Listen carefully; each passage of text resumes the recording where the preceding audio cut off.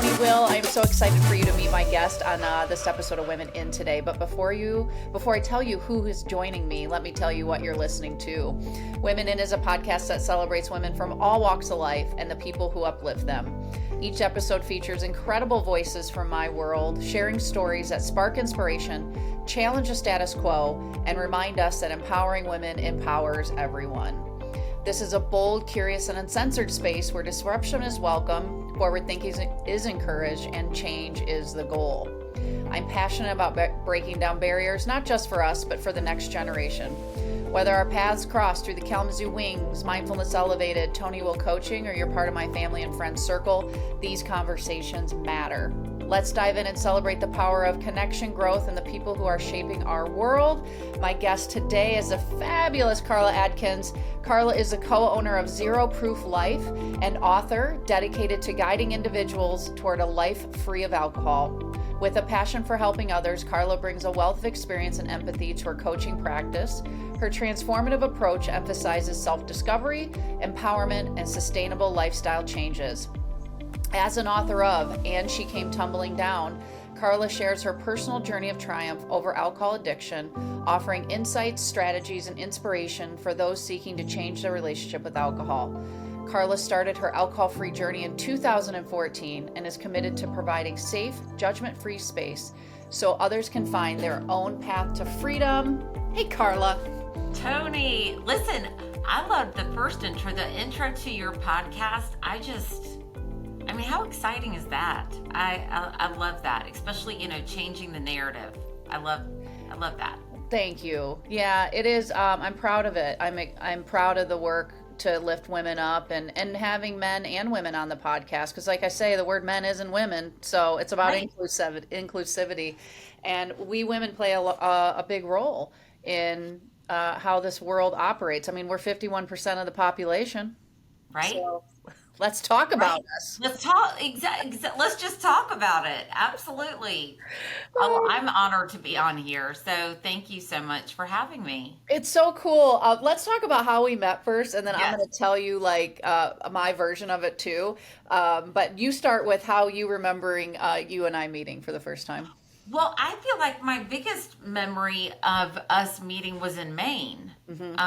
And we were at a sober event, sober in the city, right? And so the Zero Proof Life, we had a table there. It was kind of my first introduction to it. And I had heard about you, Tony, and I think we had been on calls, because we both were trained by This Naked Mind. And so anyway, I was just thrilled to get to meet you. And again, it's always exciting to meet other coaches and just start sharing, a little bit about each other. So, yes. And then obviously we've met more since then, but I'm interested in your take on that. Was that Maine? That was Maine, right? It was Maine. Well, here's the thing. I heard about you, like a lot of times we hear about each other before we meet each other. Oh, yes. And if I recall correctly, so when did your book come out? What year was that? It has been out. So what year? Gosh, it's 2025. And so it was my 2021. Okay. 2021, I think. Yeah, and so that's when I think I listened to a podcast that you were on, Yep. and I heard about your book, and I was like, and I knew you were this Naked Mind coach, and I'm like, wow, that's really cool. So I got your book and I read it, and then I got to meet you in real life. And I was like, so I knew you before you knew me. It is kind of cool because I had heard about you and your coaching. So I'm Yeah. like, oh, yeah, there she is. Yeah. So it was just like, and to your story, your book is just phenomenal because it took a lot of bravery to write about what you did and how you turned your life around as it relates to alcohol. And I was so inspired by that. I'm like, this woman is so kick ass. I want to be like her. Oh, well, and the more I get to know you, I'm like, I want to be more like you. So let's keep having these conversations. and thank you. It was hard to write. My book, when I first started this alcohol-free journey, I was only really sharing parts of myself. And I say that also because I want people listening to hear, if you had seen me, and we say in the South, Well, I was a hot mess. I was a hot mess on my, my journey, like the first little bit. And actually, we're recording this right now, but in like September 10th will be 11 years for me. And I still can't believe that. But even as I was being trained as a coach, I had a few years underneath my belt. I was still holding on to certain parts of my story that I was just really still ashamed about. And hearing people bring up terms like sober curious, the gray area drinking, actually brought up a little bit more shame for me. Like my drinking was different. My drinking was dark. My drinking was bad. Maybe I'm not like them, and that only brings in more of that separation, right? That us versus them. And, the more I learned, the more that I grew into my own skin and on the other side of things. And honestly, it was COVID that brought the fire, brought the heat, like the anger towards, wait a minute, I've got to speak out. Because I think we just saw a massive shift then in, obviously social media, and anytime's a good time, 5 o'clock somewhere, and the mommy and drinking, but also then the stats started coming out about how sick people were getting. And I knew that was my push to, I've got to share this. And you say this too. I do believe too, every coach should have a coach. And Yeah. I had been working so hard with my coach, Lorna Wilson, to really work on those parts of myself that I still carried shame. And for me, that was 1000% my diagnosis of cirrhosis. I was hanging on so tight to that. I was, again, being trained to be a coach, and I was still under the belief I will never share that with anybody. I will never tell anybody. I was getting okay. It was getting more socially acceptable to talk about my anxiety and my drinking. But when we start then to talk about, liver failure and liver disease and something that's not going to go away, and there's real heaviness attached to cirrhosis. And so it took me a little bit of time. It took me some coaching to work through that. And it was really powerful, just flipping the script, flipping the narrative. And then instead of carrying so much shame, really looking at my body and going, oh my God, like, look what it did. Like, look what it did fighting for me to save me. And my gosh, that's I remember it was a moving moment where I just said, it's my scars, my wound, it's my battle wound. And that's what kind of put me over the edge. Like, I've got to be the face of sharing this with people, of saying, you know what, you can get here too, and this still works, and you can still come back, and you can still find freedom. The whole spectrum of things. Yeah. Okay, so as you're sharing, I'm writing down. I have multiple questions. So I'm going to start with the first one, which is 2014.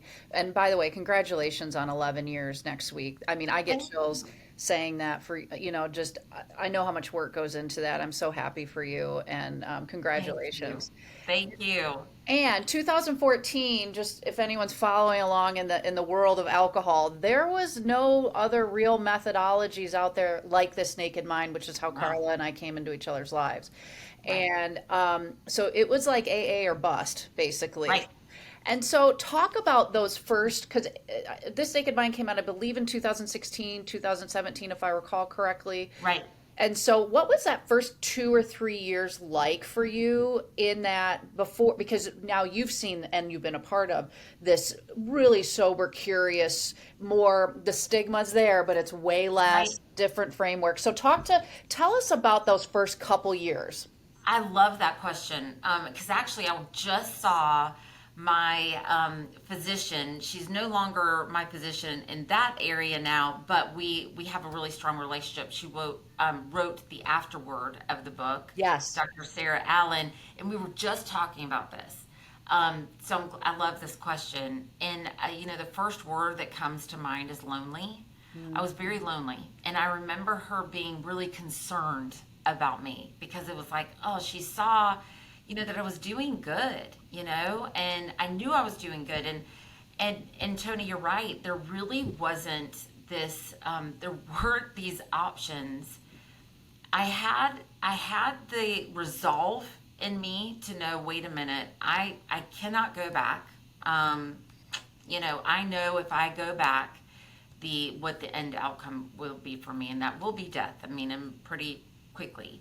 So I was hanging, onto it. I felt better though. I was like, I remember Googling, where did my anxiety go? Just this, once my nervous system reset, this kind of strange feeling of calm. And it was a foreign feeling, but I knew I liked it. And so it was this natural way of really getting like, wait a minute, what? I thought for sure my anxiety would be horrible, and it's not.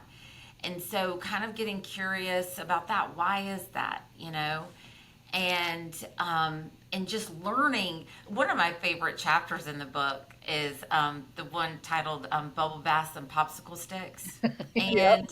this was because if you asked me what my life looked like, because I had no idea what was happening. I just knew. And I tell this to my coaching clients ad nauseum. Alcohol was off the table for me. It was off the table. And so, and I think, it has to be at many times. You and I have touched on that too in coaching. It was off the table. And so it wasn't an option to go grab. And so I just remember, like, I don't know, this is what it's like to feel. I'm used to shutting this stuff out. And so I remember feeling like grabbing a popsicle out of the freezer and running up and just kind of sitting in the bath. And like, I was giving myself time. I was giving myself that kind of soothing reset. And, allowing my body to actually show up for me and do what it does. Now, there were some doozies in there, and I remember those popsicle sticks kind of started getting a stack in there. But it was my learning to self-soothe. Yeah. I was learning a whole different ways. I didn't understand yet what was happening, with the whole neural pathways and all of that. But during that time, I was leaning in but I did feel very alone because also I wasn't back then, I wasn't even on Instagram, I don't think. So it wasn't even like this whole like amazing different voices that we have now, that with people sharing their stories. That is why I celebrate every single person that steps up and shares their story. We shouldn't shut any of those down, because people see themselves in other people's stories. And so it was a time of self-discovery and letting myself, again, see what I was capable of. But I was very lonely, and I remember telling her specifically, I said, I just feel like I'm on an island, and I came up with my own ways, showing up with my different cup at social events. And so I had my like bubbly water in there. So I was doing these natural things that I bring into my coaching now that are really great. But no one really knew what happened. No one really knew. I was like, I am healthy now. I'm doing good. But I think there was also this drive in me of anger at the hypocrisy of the world, and going, wait a minute. I mean, seeing people that, that were just, getting trashed at social events, and me understanding like where that will take you. And that became a rub for me. And then I knew I wanted to do something with my story. And that's where I started Googling the things of, are there things out there, like I don't believe I'm an alcoholic, but I'm not going to drink? That search. I just knew, okay, I feel very alone, but I don't feel like I'm the only one that feels this way. And I know speaking to anybody else, that came across as like I was almost in denial. Like, oh, she doesn't want to admit what she is. I would get shut down, and that was really annoying. Because I knew I wasn't alone. I wasn't saying that I wanted to drink again. That the methodology and the label were not landing with me. And so I knew how important this was. And that over time is how I found the podcasts that Annie started doing, because I think, her podcast, with the science. Yeah. And that's why I love that we're doing podcasts and talking podcasts, because it's how I initially started to find my people. So it was kind of like that first bit of time was alone. It was kind of, but I love when I think about what I was doing, because it was just this natural way that our body's like, this feels like uncomfortable. And if alcohol is on the table, you're going to drink. Like, so I knew it was off the table. And so I found other ways to kind of bring in. And so I brought in, new tools and things like that. And like I said, I love talking about that and coaching now. What do you say? Yeah, and well, a couple things. Number one, I stopped drinking for the first time in 2016 in the AA era, and I did it through AA for 15 months and did I'm with you, the framework. I didn't resonate with it. I'm not powerless. I don't believe that about myself. And it's very male centric. I've read the big book cover to cover, and I mean, it's great for some people, and the Right. label works for some. It just doesn't work for people like you and I. Right. And so nothing against it, but then I came into this Naked Minds world as well. So where do you find the courage to start to share your story, and before the book, and then also to say cirrhosis, and start to claim the C word, because that's how you were writing it in the book. Yeah. It was the C word. Like, who was the first person you, like, was it your coach, was it Lorna, who was it that where you started to build this courage up because you had that fire in you, and what Right. about that? Oh, well, I love, again, there's this question is layered. So going back, um, I was, again, as I described, the hot mess. I was trying to figure out this alcohol-free life, and I was super insecure in it. But as I got stronger and as I gained more time, I kind of let the words that people would say to me use it as my strength. So, for example, when I said, I remember sharing with someone, I was like, you know what? I really want to help I think I'm supposed to do something with this. And they looked right at me. They're like, oh, yeah, I mean, maybe down the road, I mean, you've got to get a lot more time. And someone else saying something like, when I was like, I want to do this differently. I'm in this feels good. And I want to do this differently. Almost like, yeah, let me know when you go back to drinking, like expecting me to fail. And I remember that just pissing me off. I was like, y'all don't.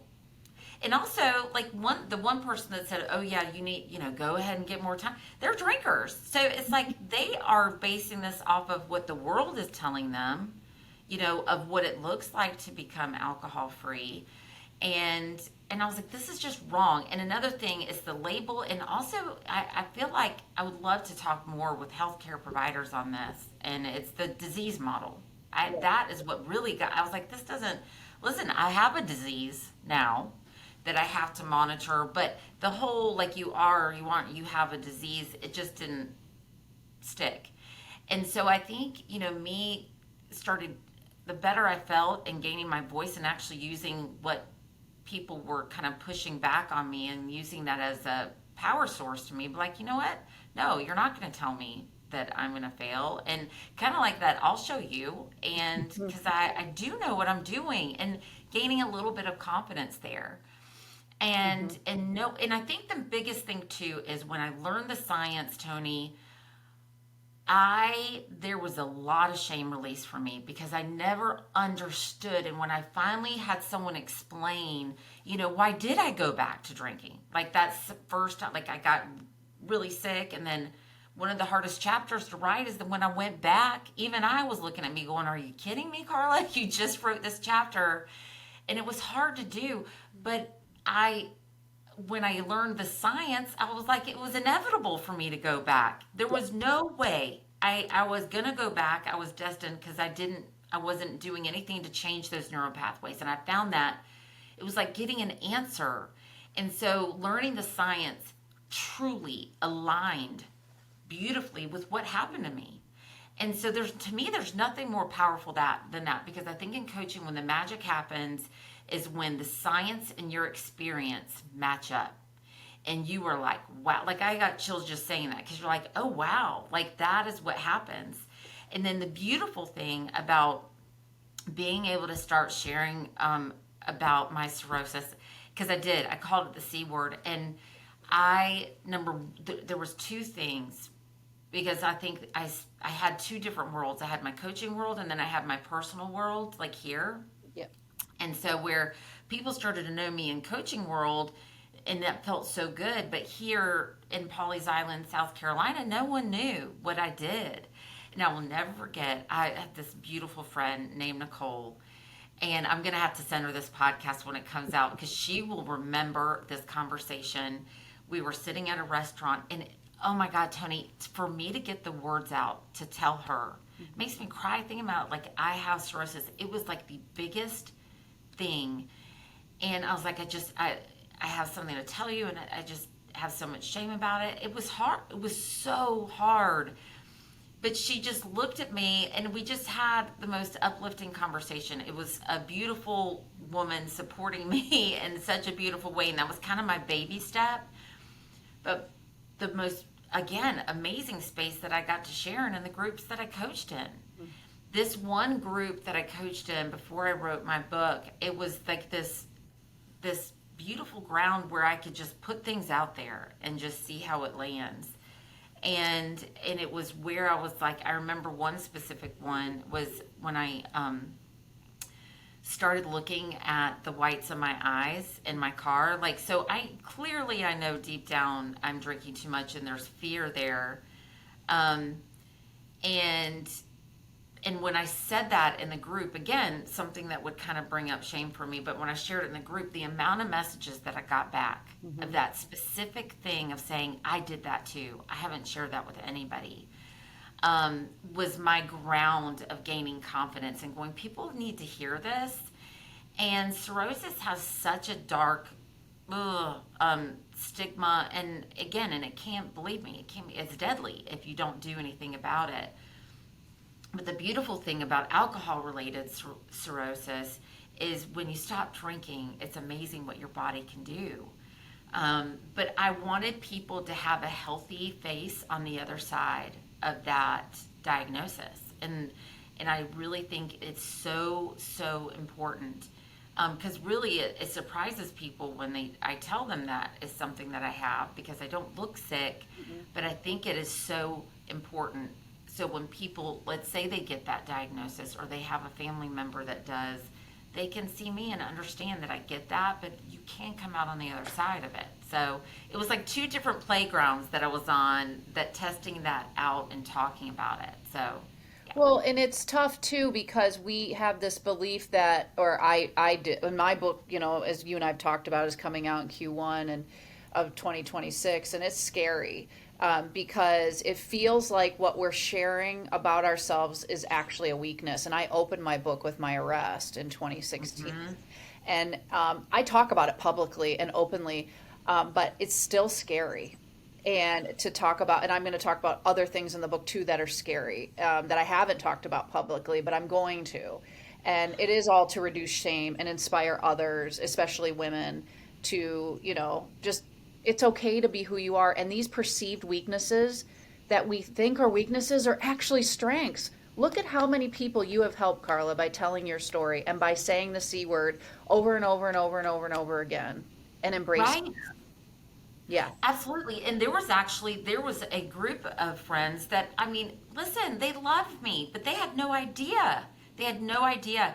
And I needed to have a call with them before the book came out, because I'm like, these women are going to be like, I know they wouldn't judge me, but listen, how do you say, oh, by the way, I've got to die. It's not like it comes up very often, but there were people that truly did not know. And those things I cannot wait for your book to come out. So I just need to say that, and just say, I see you, because it's very scary when you put those things out. You put those things out into the world, but it's so important. Oh my gosh, we have to talk about these things so that people can, do something about it, and have some, like, it's the Me Too. It's the power of saying, oh my gosh, I'm not alone. And because it's the shame that will keep us stuck in it. 100%. So, what do you say to people who, because comparison, you and I know as coaches, like, well, I'm not as bad as that, or I'm not. I mean, I tell my story to my coaching clients, and they're like, and they don't mean to offend me, but they're like, I'm not as bad as you were, Tony, and I'm like, Oh, yeah. yeah. I mean, so I'm sure you've heard that a lot over the years.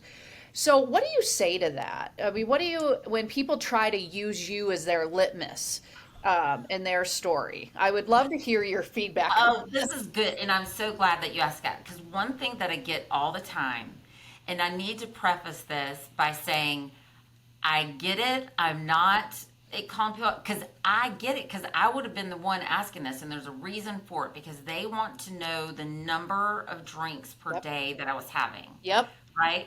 And so I would have been like that too because what ultimately they're doing is going, I need to check myself and compare myself by the number of drinks per day and think, am I okay? And so I don't share exactly in the book, and there's a couple of reasons for that. Number one, I wasn't keeping up. I was hiding it from myself. I was not counting. But also, I think it's really important. I don't share for a reason because I think it's almost dangerous. There's not a formula. There's not a formula of saying, okay, this equals that. And my hepatologist, the one that she wrote the foreword of the book, which is just so powerful, just reading her words alone, she was amazing because she really educated me on the fact that it's so frustrating for them as doctors because there's not a number. Everybody is different. I showed up to the hospital dying and I had never been there before. I had not, had, these people, everybody telling me like, you have to stop drinking, doctors telling me you have to stop drinking. I didn't have that. And so it's not something that they can always tell that she has had people come and get sick just from those few glasses of wine and come in with hepatitis. Their liver is inflamed. And so there isn't a number. And so that is where we have to really break away from this whole, like, what's normal drinking and what's not, and really starting to understand what alcohol is. And I think that's what I share with people. And, how are you feeling? They're showing up and they want to stop drinking for a reason. Like, what is your body, telling you? And it's also that whole what society is saying. That's why I think it really your intro about changing narratives. That's my passion point about changing the narrative around drinking, especially for our children, because it actually creates a really hard space for people that do drink in what society says is normal. But it's making them sick. It's making them not feel good. So it's really important. I say it's kind of like playing a game with Russian roulette. You do not know, and you don't know what's, happening. And so instead of, the bottom line is, I don't want people to be me. Yeah. How your body struggling with alcohol shows up is, it shows up as high blood pressure. It shows up as, anxiety and different things, GI issues. And, it's this slippery slope. It's not always like, and then all of a sudden your liver's like, hey, and that is a dangerous game to play. And so I always challenge people with, how is it making you feel? Like, let's not get into the numbers game because it is pretty dangerous to play that. 100%. And I totally agree. I have a monthly coaching group, as Karla knows, and it's actually at the intro of this podcast too, that I have this ongoing group. And I have a spotlight book each month, and Carla's was the first book I spotlight. And then I asked her, I'm like, would you come and join my group for the last session of the month? And it was Such a great group, by the way. I mean, it so was good. fantastic. But I told them beforehand, I'm like, listen, I know you're going to want to ask this question about the number of drinks. I'm going to tell you right now, she's the sweetest woman ever, but she's not going to answer it. And I knew that, not because you had told me, but I think, I don't remember if you said it. I think you said it on another interview you did. Probably. And I heard it and I was like, I just so you guys all know. And they were like, okay, cool, thank you. Because they did say, they go, well, we did want to know. And I'm like, yeah. Right. And there's a good reasoning behind why she doesn't answer it. And that's why I wanted to talk about this, because it does, like, I'm in the same place you are. And quite frankly, I couldn't tell you how much I was drinking before either.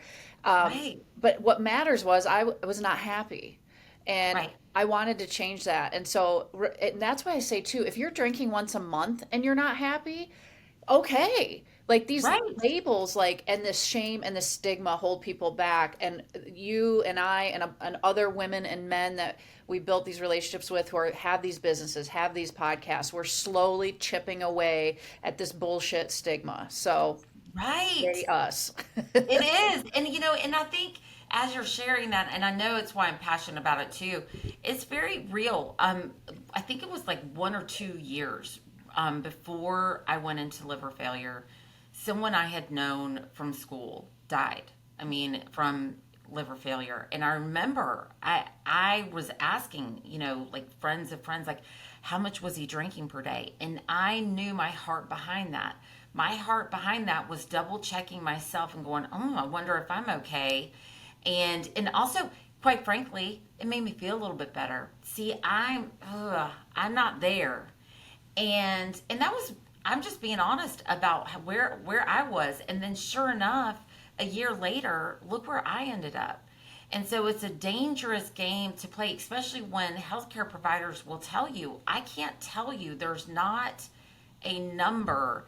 And it's just as frustrating for them. That's what Dr. Jocelyn had really educated me on. And, she's like, sometimes we'll see people like you. And again, I was young. I was, 36 years old. And she's like, and it is just between, the stress in your life, the drinking, the not sleeping, the other factors. There's other things going on in your body, y'all. And she's like, and then it can be like the perfect storm, and boom, then it happens to you. And I share my story again because I don't want you to be me. It is not a place that you want to be. So if I can help people, and just be honest about that question, because it is a very real thing. There isn't a true answer. No, there isn't. So you mentioned loneliness earlier, and so I want to fast forward to now, like present day at 11 years alcohol free, and you and some other coaches who are also amazing friends of mine, and Brandy, one of them, has been on my podcast as well. But you have this business, Zero Proof Life, and so it's coaching, podcasting, and community. Yeah. And there's probably more in there, so you'll have to fill us in on all that. But this is a way to lift women up and in this space. And now I mean, loneliness, schmoliness, because you have this Right. whole community. Right. And I think, again, and I'm so proud, of the Zero Proof Life, because I remember even way back when I was sharing and people were shutting me down, I'm like, I just want a safe place for people to share. And that does come, it comes from anywhere. It's not just my town, it's your town, it's whoever is listening. But I remember being very scared. I didn't want anybody to know. And I think everybody deserves that space to just step into, let them have their privacy, let them, feel it out, just to learn the things that, we've learned that have helped us so much. And because we do one of my favorite things is the challenges, and that's the introduction to all this stuff. And it's kind of like that ramp up of, let me just try this out. But I tell them all the time. So we have, challenges, and then we have the ongoing community where you get to know people and have calls. I just firmly believe in having that space, because as much as we've made amazing headway, we still live in a very boozy world. And I think it's so important, and especially with the methodology that we talk about, Tony, many people don't talk like that. And so it's so important. And I tell people all the time, I know I'm as strong as I am, like here at 11 years. I still can't believe that I say that. But I know I'm as strong as I am because I'm in a place where I keep talking about it. And so there's no more loneliness. You have your people, you have the place that you can share, and share when things are hard and share when things are great. And there's no shame or judgment. And I think that's just, it's really important. Yeah, it really is. And so other loneliness can be a very big part of why people choose to drink, because that substance becomes like a person in our lives. It can become our best friend. It can Yeah. become our celebratory partner. It can become our grief partner. It can become all these things. And so when we have this community of actual people that are like-minded and have similar goals, it can change everything. It's like, oh, we think we're the only one. And then you get in these type of rooms, virtual rooms, or sometimes you get together in person and you're like, oh my gosh, there's so many people just like me. I am not all fucked up. Yes, yes.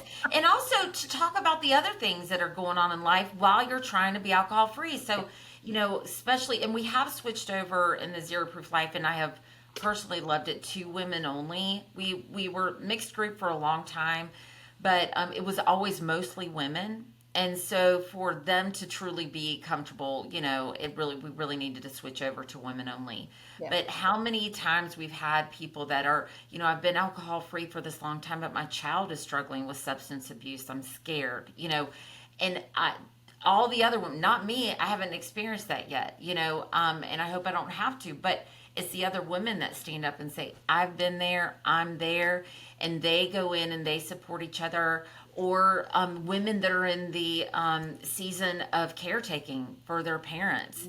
It's another depth, another level that's hard. And so it's so nice to have these spaces that it's not just alcohol that we talk about.